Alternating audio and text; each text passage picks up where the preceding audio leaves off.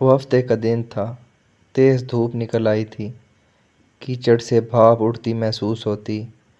وہ چارپائی پر اوندھی لیٹی تھی، تکیہ آنسوؤں سے گیلا ہو چکا تھا۔ ختیجہ بی بی اسے کوستے کوستے تھک گئی۔ 2 دن سے وہ ہر شے سے لاتعلق ہو گئی تھی۔ نہ تو کپڑے بدلے تھے، نہ ہی منہ دھویا تھا، نہ ہی کچھ کھایا تھا۔ آپا نے پوچھنے کی کوشش کی مگر وہ کچھ نہ بولی۔ آپا سمجھ گئیں اور چپ ہو گئیں۔ کل دوپہر چھت پر 2 کنکریاں آن کر گریں مگر وہ بے سدھ لیٹی رہی۔ یہی واقعہ شام میں ہوا۔ آخر ناصر نے دروازہ کھٹکھٹا دیا۔ گو اماں گھر پر نہیں تھیں مگر عام دنوں کے برعکس وہ زینہ چڑھ کر اوپر نہیں آیا۔ وہ مسرت کا پوچھ رہا تھا۔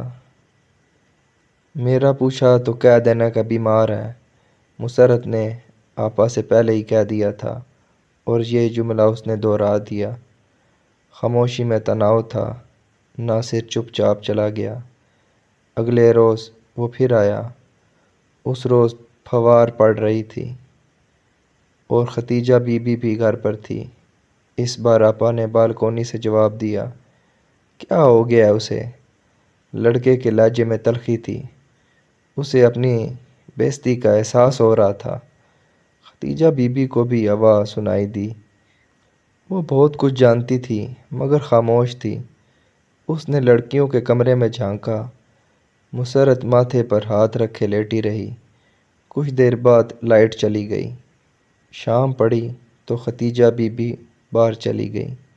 اسے مسرت کے لیے تعویذ لینا تھا۔ اسے چھت پر کنکر گرنے کی آواز آئی تھی۔ کچھ دیر بعد ایک اور کنکر گرا۔ وہ سیدھی ہو گئی، آنسو پونچھ لیے۔ کچھ دیر بعد دروازہ بجا۔ کہہ دینا میں بیمار ہوں، یہ کہتے ہوئے وہ اٹھ کر بیٹھ گئی۔ اچانک زینے پر بھاری قدموں کی آواز سنائی دی۔ آپا کو دیکھ کر اوپر آتا ناصر زینے کے درمیان ہی میں رک گیا۔ کمرے میں بیٹھی مسرت کو اس کا سر دکھائی دے رہا تھا۔ گلی میں کسی نے پھر کچرا جلایا تھا۔ دھواں صحن تک آ رہا تھا۔ کہاں ہے وہ؟ بے شک وہ غصے میں تھا۔ اس نے ہاتھ بالوں میں پھیرا۔ مسرت نے اس کی کلائی میں وہ چین دیکھ لی جو گزشتہ ماہ اس نے ناصر کو تحفے میں دی تھی۔ لڑکے کی آواز اس تک پہنچ رہی تھی۔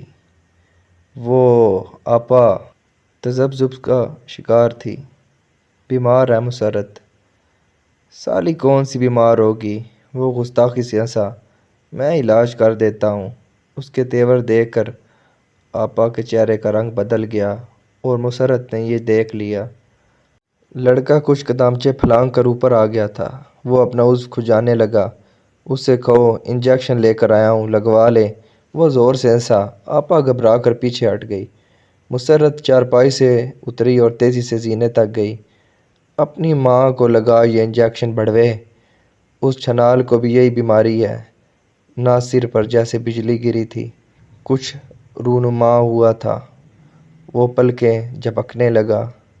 اسے مسرت کی جگہ ایک بلی دکھائی دی جو حملہ کرنے والی تھی اور وہ بلیوں سے ڈرتا تھا۔ لڑکا پیچھے ہٹ گیا اور خاموشی سے زینہ اتر گیا۔ وہ نہا کر نکلی تھی کہ فیضان آ گیا۔ سورج ڈوب گیا تھا اور ہوا چلنے لگی تھی۔ نیم کے پیڑ پر پرندے اتر آئے تھے۔ اماں اور آپا باہر گئے تھے، آتے ہوں گے۔ لڑکے نے کچھ نہیں کہا۔ اس کی پیشانی اوپر کو اٹھی ہوئی تھی، شرٹ نہیں تھی اور بال چمک رہے تھے۔ وہ اسے نظر انداز کر رہا تھا۔ وہ باورچی خانے میں چائے بنانے چلی گئی۔ اس کے بال کھلے ہوئے تھے اور قمیض گیلی تھی۔ وہ پلٹی تو لڑکا کنکھیوں سے اسے دیکھ رہا تھا۔ وہ جوان اور مضبوط تھا اور اس کا رنگ صاف تھا۔ اچانک ایک آواز ہوئی۔ کہیں کھٹکا ہوا تھا۔